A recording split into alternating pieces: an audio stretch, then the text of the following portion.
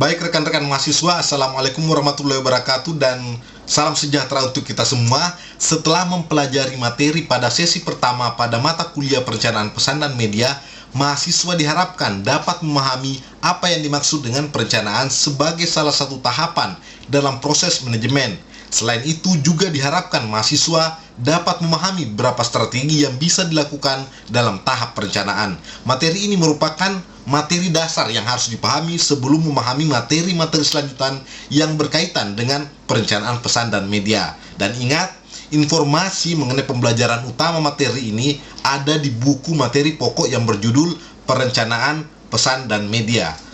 Rekan-rekan mahasiswa, sedikit ya mengenai materi perencanaan ini. Perencanaan merupakan aktivitas kunci atau key activity dalam segala kegiatan dan usaha untuk mewujudkan suatu tujuan. Nah, tak seorang pun terhindar dari keharusan membuat perencanaan karena tanpa sepenuhnya disadari sebenarnya setiap saat kita berada dalam pusaran perencanaan. Setiap orang setiap orang dalam kehidupan pasti memiliki harapan dan cita-cita atau tujuan yang untuk mewujudkan memerlukan serangkaian rencana. Nah, secara sederhana dapat dinyatakan bahwa perencanaan tiada lain adalah upaya untuk menghasilkan rencana. Perencanaan merupakan bagian tak terpisahkan dari manajemen. Nah, dalam kaitan ini perlu kita ingat kembali bahwa manajemen adalah sebuah proses mengolah sumber daya esensial yang dimiliki seorang organisasi atau suatu hasil atau keadaan tertentu sebagaimana direncanakan sebagai tujuan secara efektif dan efisien, rekan-rekan mahasiswa. Nah, proses dimaksud melibatkan kegiatan atau fungsi yang secara serangkai dimulai dari perencanaan atau planning, pengorganisasian, pelaksanaan, dan pengendalian atau kontrol. Umumnya, rangkaian proses ini dikenal dengan istilah POAC atau dibacanya POAC. Itu rekan-rekan mahasiswa. Nah, perencanaan itu sendiri selanjutnya secara khusus diartikan sebagai kegiatan mendefinisikan atau menetapkan tujuan organisasi, membuat strategi atau cara mencapai tujuan, untuk mengalokasikan sumber daya yang diperlukan, mengembangkan rencana aktivitas kerja, dan menentukan target capaian persatuan waktu.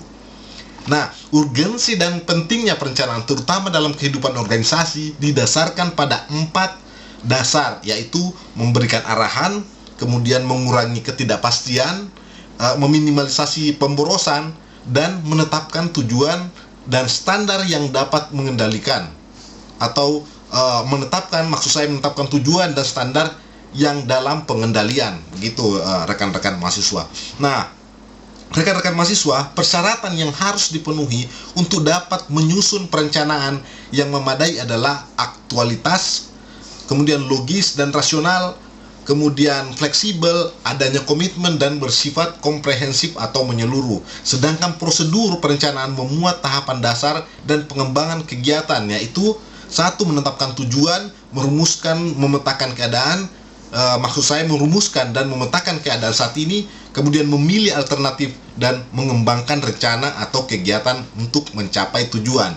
Kondisi sebagai kegiatan atau usaha, komunikasi sebagai kegiatan atau usaha untuk mencapai tujuan khas untuk spesifik, tentu saja tidak terlepas dari kehidupan.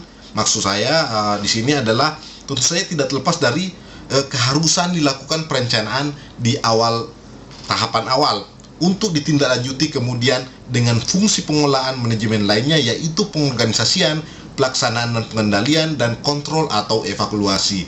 Seluruh elemen dalam proses komunikasi yang terdiri dari komunikator, pesan, media, komunikan, dan umpan balik atau respon harus dikelola dengan baik melalui fungsi-fungsi manajemen tersebut. Ingat, mari kita berdiskusi dengan baik, jangan melakukan plagiasi karena plagiasi itu sangat tidak disarankan dalam ilmu pengetahuan dan untuk melatih teman-teman dalam hal berpikir kreatif dan kritis. Terima kasih.